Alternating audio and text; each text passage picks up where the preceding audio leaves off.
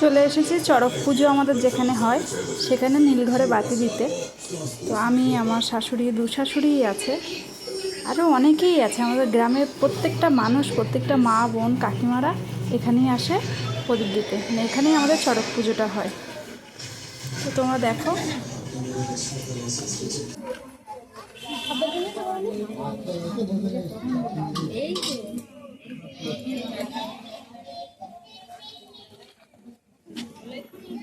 বড্ডি এইদিক, বড্ডি এইদিক, বড্ডি।